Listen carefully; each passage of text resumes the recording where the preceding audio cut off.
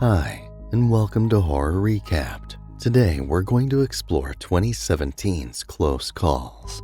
Beware, spoilers ahead. We open up on a house in the middle of suburbia, and we meet Morgan as she sits in a room talking to her friend. Apparently, she was really cruel to a guy that has a crush on her, but her father rolls in during the middle of her conversation. He tells her to get off the phone, and he reminds her that she is grounded.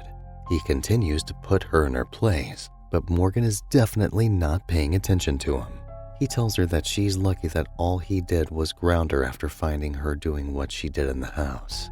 He tells her that he's going out to dinner again, and she has to take care of her grandmother while he's out. As a final warning, he tells Morgan that there had better not be any boys around while he's gone. After her father leaves, Morgan takes a good look at herself before deciding to go against the rules. She heads into her closet, and she finds a show box that has all of her. She literally does every in the box, and she goes on a binge in the kitchen. Soon, the phone rings, and it startles Morgan. She answers it, but all she hears on the other side is a heavy mouth breathing that leads to a woman laughing hysterically. She promptly hangs up, and she heads back into the kitchen to clean up her mess. Then, she hears the bell from her grandmother ringing upstairs. When Morgan goes in to check on her, the ringing gets more impatient, and she walks up to her grandmother's creepy, personal staircase. She takes the key and unlocks the door to find a horrible nightmare landscape that her grandmother lives in. When she gets to her grandmother, she apologizes for missing her pills, but grandmother starts coughing blood.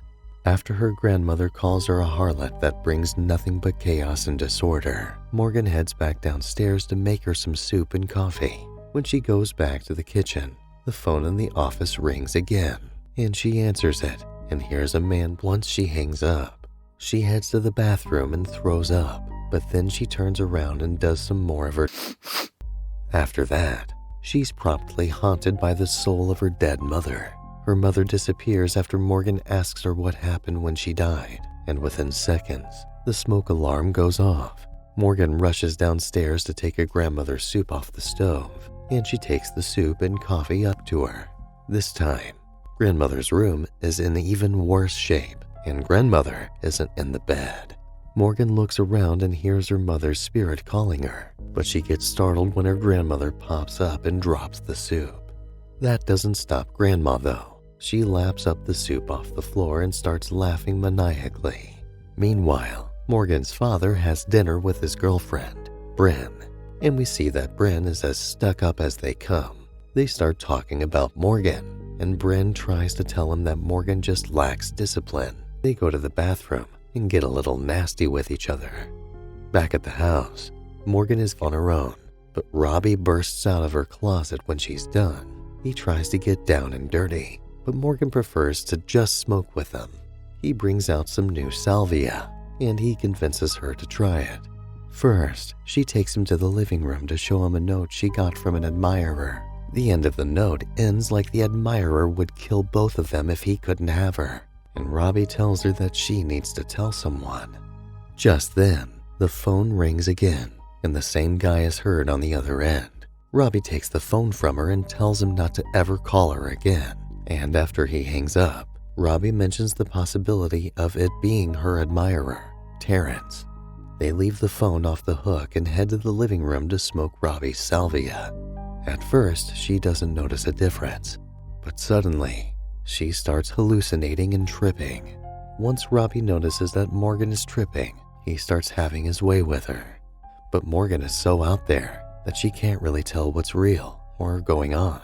Morgan hears commands from the ram on the wall, and she gets a vision of her mother instead. That's enough to pull her out of the trip, and Robbie takes her out to the pool to soak her feet. Robbie tries to touch her, but Morgan puts him in his place. Morgan isn't happy to keep getting in trouble because of him, and she doesn't like how he thinks he can just take advantage of her.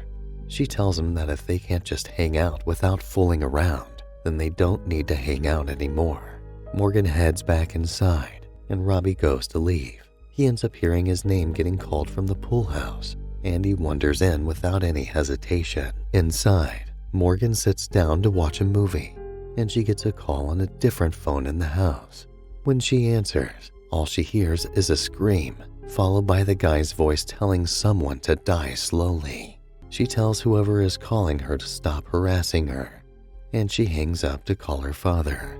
When he answers, she asks when he's coming home, and she tells him that someone is calling her and making nasty remarks. He seems to listen for a moment, but he is focused on the idea that whoever is calling is Robbie. He tells her that he saw the nasty messages they were sending each other, but Morgan tries to tell him that she knows for a fact that this isn't Robbie. Morgan throws the phone in a fit of rage, and she grabs her inhaler to try and calm down. Just then, she notices the reminder she wrote on her leg, and she remembers that she forgot all about that. Meanwhile, the father is sitting in the car with Bryn, and he tells her that he thinks he needs to go back to the house. Bryn isn't happy about missing the opera, but he thinks he has to uphold his fatherly duties to check on his daughter. Back at the house, Morgan heads back to her grandmother's room. Her grandmother grabs her from the closet, and she tries to drag her inside. Morgan fights to stay on her feet, and her grandmother makes her feel guilty for how she treats the family. Morgan rushes out, and she hears knocking from the front door. She slowly walks downstairs, and when she gets to the door, she hears a man named Barry is at the door. Barry is a colleague of her father, and he tries to convince Morgan to let him in to wait for her father. Morgan is hesitant, and she starts questioning him. By the end of her questioning, Barry tells her that he understands why she won't let him in, and he tells her that he is just going to go. After he walks away a bit, Morgan has a change of heart, and she opens the door to let him in. After a while, Barry and Morgan share a drink, and he tells her that he always watched her whenever they had get-togethers. Then, Barry takes off his shirt, and Morgan starts to remember that he used to mess around with Bryn at the get-togethers they used to have. As a response, Barry punches Morgan unconscious. When she comes to, she finds that Barry has tied her up in her father's office. He plans to kill her with a concoction and a needle, have his way with her, and be gone before her father even leaves the opera.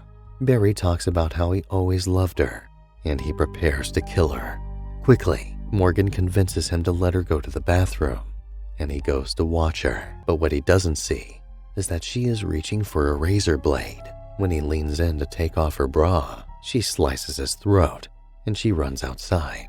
Just then, her father and Bryn pull up, and she tries to convince her father that Bryn is in on Barry's plot. She convinces him to come to the bathroom to look at Barry's body, but they find a clean bathroom with her fun mirror on the back of the toilet.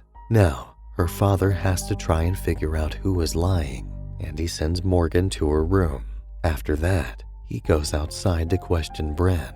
Back upstairs, Morgan remembers that Barry took off his coat when he came in, so she thinks she can use that as proof.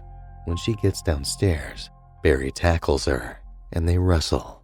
She ends up shoving her thumb into his neck wound, and she watches as he actually dies in front of her. Her whole world goes topsy-turvy, and she runs to find her father. What she finds is Bryn holding her dead father, and she leaves her there to run for help. When she gets outside to the greenhouse, Bryn follows after, calling out her name. When she thinks that she found Morgan, she stabs at the figure with a piece of broken glass, but it was a decoy. Morgan shows up and hits her over the head with a shovel and leaves her there. Morgan then runs back inside and locks the door. She locks herself in another room with a fire poker, and she waits as Bryn makes her way through the house to find her. Through the door, Bryn tells Morgan that she's the one that actually killed her mother, and she is the one that coordinated everything. Suddenly, Bryn breaks through the wall behind Morgan, and Morgan jabs the fire poker into her foot. Eventually, Bryn catches up to Morgan as she tries to hide in her grandmother's room. She stabs her in the leg, but grandmother runs out. Grandmother bites Bryn's throat, and she bleeds out on the stairs. After that, grandmother relieves herself on Bryn, and Morgan passes out after having an asthma attack.